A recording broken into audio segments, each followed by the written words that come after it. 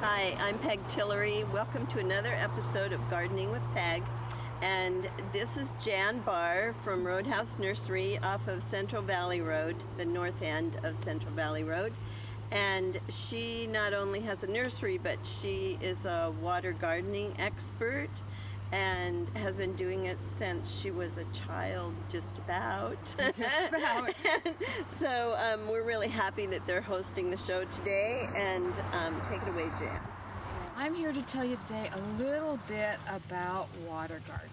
Now, water gardening, many people vision huge fountains, large rocks, heavy equipment coming into the yard, total disruption, and it doesn't have to be that way.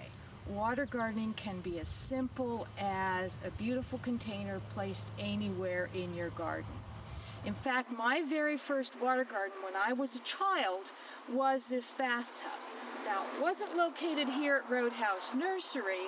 It was located at the farm where I grew up in Port Angeles. But my dad took an old bathtub, plugged up the holes for me.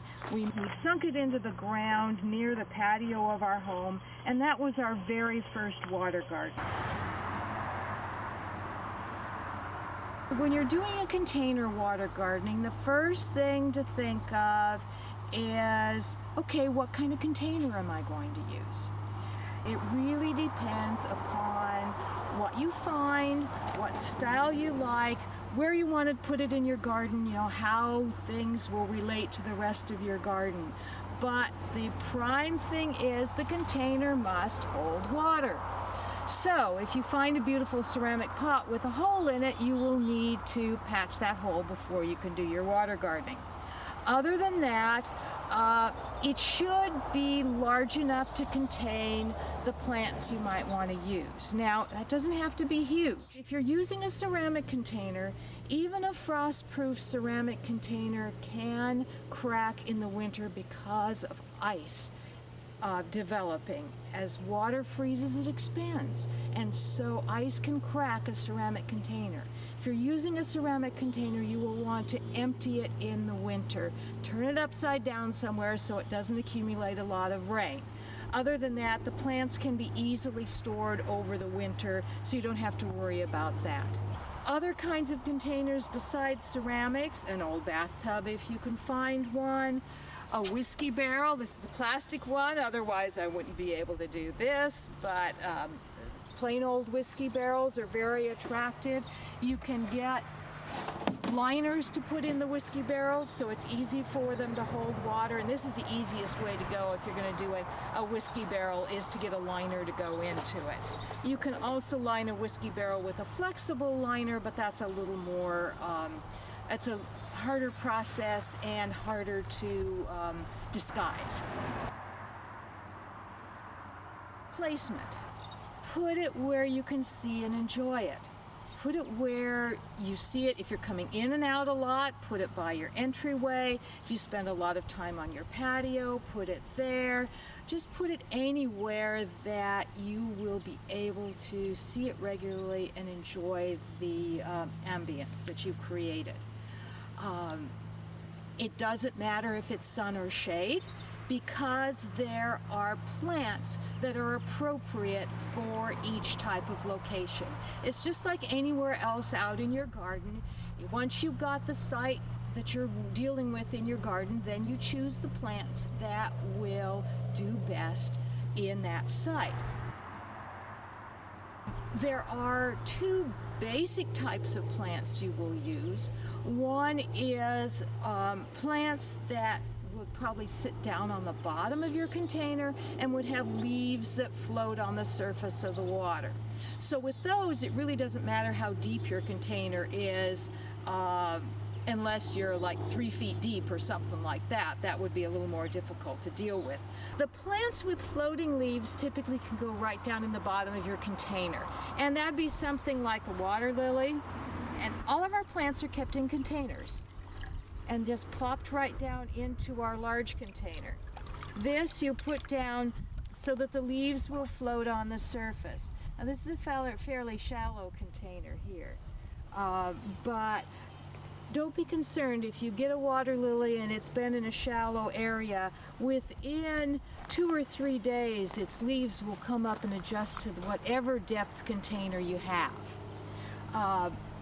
And this is another neat plant with floating leaves. This is a plant called water four-leaf clover. Funny name for a plant that looks like clover leaves.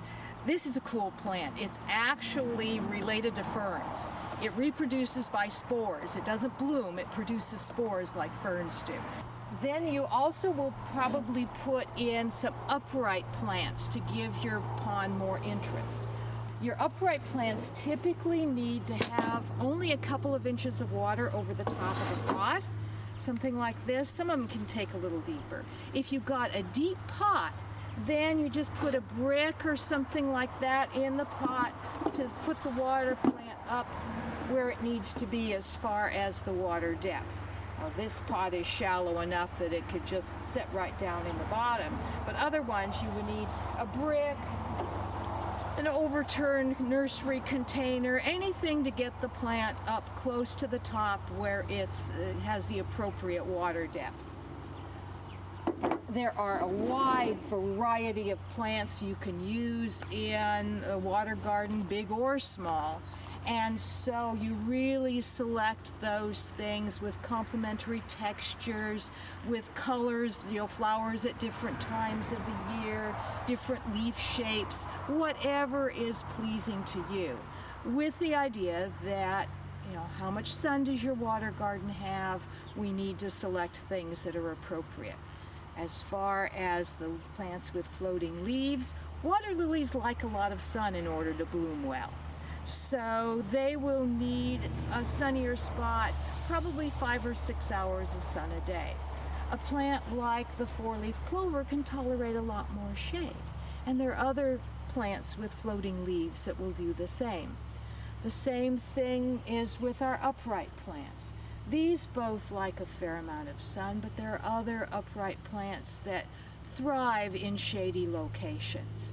So the bottom line is put the plant the container where you want it to be, and then select the appropriate plants. Or if you're absolutely adamant that you want to grow water lilies, better put your container in the sun. People wonder about mosquitoes.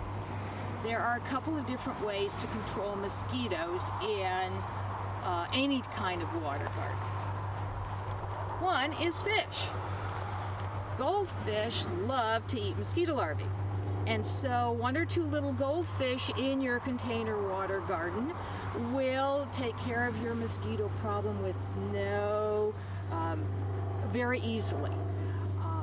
The difficulty with fish is that if you have a ceramic pot that you need to empty in the winter, what are you going to do with the fish?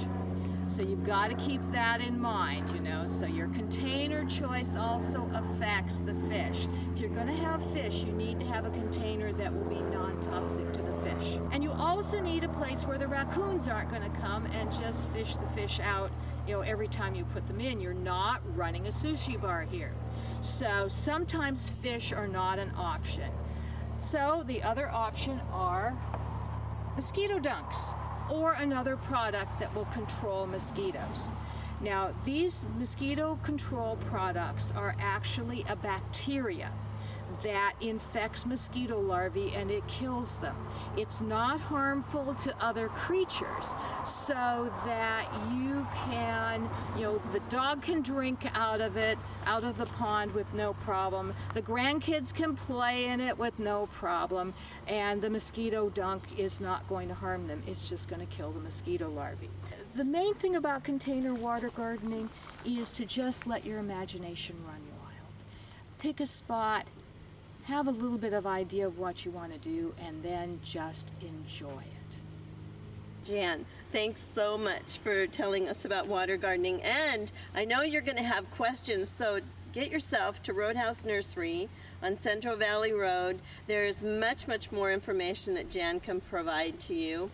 And they're just on the north end of Central Valley Road. It's a Paulsbo address, but some of you might think it's a little bit more central Kitsappi. So you can find them. They also have a website. Thanks, Jan. You're welcome.